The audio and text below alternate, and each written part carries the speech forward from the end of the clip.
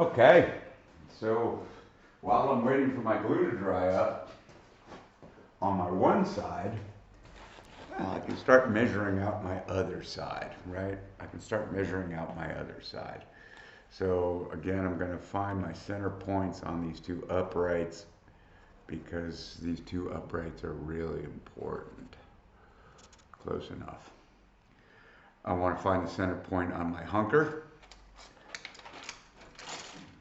So what we got should be 24, right? Because it's 48 and a little bit on each side. So 24, close enough. So here's going to be my center point. And again, I'm doing this kind of V mark, this V marking. And I might as well take my fancy square, line it up on the V mark, and make a mark. And I might as well continue that mark to the other side. Okay, and so something like this should be okay. Right, bing, bing, bing, bing, square, pretty good. And then again, I want to find what's the distance. It should be 36 and a half, I think, in centimeters. So let's grab my rule, place my rule here, and line up my zeros. Looks good. Oops. Yeah, kind of 36 and a half. So what is half of 36 and a half? It's 15, that would be 30. Half of 6 is 3, so that's 33. And half of a half is a quarter. Again, why? I like English. 2.5 millimeters. 2.5 millimeters. All right, so I'm pretty sure about that. I'm going to do it the same way as I did before. I think I'm doing this the same way as I did it before. I'm going to take my square like this, and I'm going to drop it this way. Square it up here, make it feel square. It seems to be like right here on this seam. And then this one goes kind of sort of, yeah, yeah, there's a little slidey, kind of sort of here. So let me check this distance now. What do I got here from point to point? 35 and a half. It's not 36 and a half. So, yeah, maybe I'll just give it a little nudge this way and that way. This way and that way. So it might be there. I got my center point. Okay, I'm gonna try to do this, you just measure it up a whole bunch of different ways. 36 and a half. And let me flip this around so my scale is facing where I want. 36 and a half centimeters. 14 and a half, 14 and a quarter inches. So let me find the center of that again and try to do this kind of thing again. So that, what did I say? It's 15 plus 3.5. So this should kind of sort of be the center. Right, so with 30, half of 30 is 15. Half of 6 is 3. Half of a half is a quarter. So half of 30 is 15. Half of 6 is 3. 1, 2, 3. Half of a half is a quarter. So again, this is not ultra precise, but it's not bad. Oh, and the thing is that, based on my string length, I think I'm going to abandon this section here. And I need to put my thing over here. So 15 is 30. 3.5. 15, 16, 17, 18 is 3.25. So God, yeah, it's just like somewhere here. Somewhere here. That should be the center. This should be accurate enough. You know, I have some leeway because my bridge and my nut I can adjust.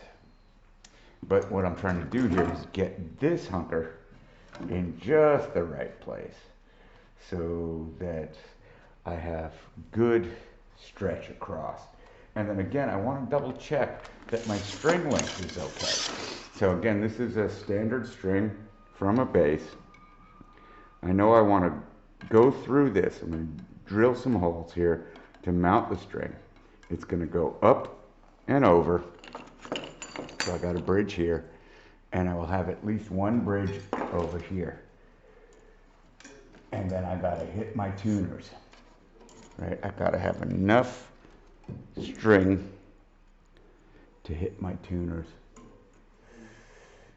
Ooh, that's a little tight, but I think it'll make it. I think it'll make it. I think it'll make it to my tuners because, okay, this is going to go here, and then it's going to go down.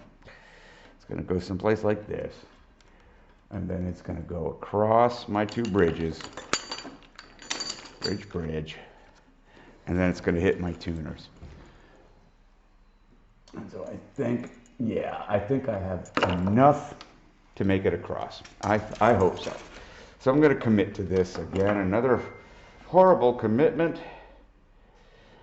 Line this up, and in this case, I am pushing this all the way forward because I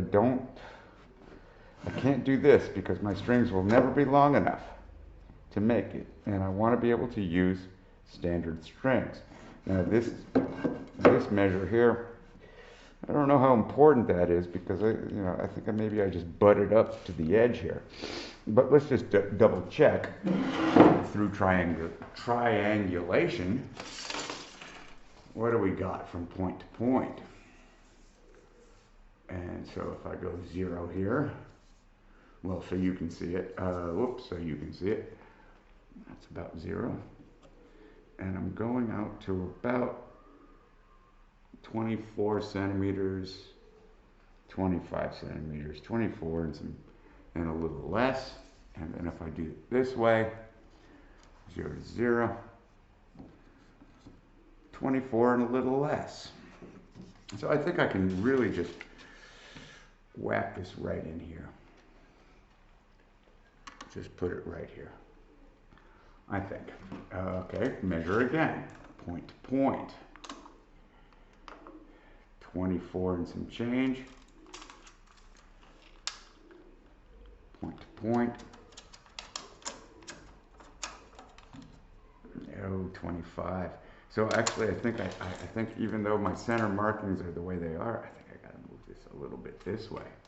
Because again, the center of my material, 24.5 from point to point, and that will give me a triangle that should actually create something 24.5. Looks pretty good. Relatively square. Okay, let's measure this way just out of curiosity. 16.5-ish. What do I got here? 16.5-ish. Yeah, I think at this point I'm just going to knock this in. I'm going to knock this in. I'm going to glue it and clamp it and call it a day. Now, I should probably bring this to my workshop so I can drill with my drill press some very square holes. But you guys probably don't have that. You probably have just one of these. So I'm going to actually do this more or less by hand. So this just gets knocked up here, nice and tight to this edge. You know, that's just a situation that I have with my particular materials that I'm choosing to use. And so again, I'm just going to trace around here. Where do I need to put the glue? Where does the glue really need to go? It needs to go here, you know, and here and here. So I'm going to start applying my glue again. I think that's probably glued up. The other side is probably glued up and ready to go. It's been about a half an hour. So I'm not going to put tension on it, but I think I can release the clamps and continue with this project. So here within my lines, I'm just going to spread out a lot of juicy glue. There is a chance that in the end I will reinforce this with some nuts and bolts. My assumption at this point is that this is going to be strong enough that it's not going to rip out. It's my assumption. But I'm already thinking, oh man, you know, I might need a little bit of extra reinforcement. So I'm actually going to put some glue on this edge too. I might need some extra reinforcement because I'm not totally, oops, I didn't need glue there. I'm not totally satisfied with how much contact surface I have. It's just this area, it's just these areas here. And so maybe I do need to clamp this one down with some extra mechanical fasteners, maybe. We shall see. All right, so I'm spreading it out with my little fingers, and I'm not wiping my fingers on my pants. But you know, if you're just wearing junky pants, you can. Spread the glue, and because there's some irregularities, and I know this is particle board, and it's gonna drink this glue up like crazy. I'm gonna spread some more glue. I don't see any reason not to. All right, more glue, and I'm just letting it go to the floor. I don't have any patience for that. Sorry, Mom. Sorry, Mom. I have no patience to make sure I don't drip glue onto your precious kitchen floor.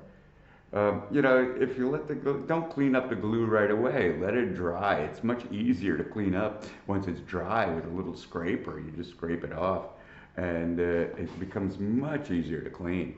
Don't spread it out. Don't rub it into the carpet, right? So again, just spread the glue out. Butter it up really nicely, butter it up. That's a technical term, by the way. Buttering up is a technical term. And yeah, I'm already thinking that, you know, I probably am gonna need a few little bits of, you know, some kind of screw and bolt that comes through here that just, you know, cranks this down a little bit tighter so it doesn't lift off. But we'll see. We'll see how well the glue does. And you know, glue is an amazingly wonderful material, and that it's just strong as hell. Especially if you're, you know, gluing grain to grain. So you know, okay, little bit of woodworking knowledge. If I take a hunk of wood like this, right, and here's what's a hunk of wood like this, and this is what's called the cross cut. If I put a bunch of glue here, and then I think that I can glue something like this, I can't, right? Because this cross cut is gonna just suck all the glue in. But when you have grain to grain, so here's the top grain of this piece, and here's the top grain of this piece, right? The parallel grains. This is gonna glue down really well. This does not work, kids. You'll never get this to work. Ever, ever, ever. This is end grain to end grain. This will never work. And even end grain to side grain is not going to work. You know, you could maybe, it'll work a little bit, but you're going to need some sort of screws or something. This, bam, grain to grain, horizontal grain to horizontal grain is going to glue up super strong. Okay, so I'm just, you know, I'm committing. Here we go. It's gonna be somewhere around here. And I'm gonna let this actually touch the edge here. Why not? A little extra reinforcement. And now I'm just, you know, checking my center again. I'm gonna check my center and then I'm gonna clamp it up like I just did before. So I'm triangulating, 17, 18 minus a little bit. Somebody's at the door. 17, 18 minus a little bit. So that's fine. So now I'm going to clamp it up. I'm going to clamp it up and open the door for whoever arrived at my studio. Pausing the video.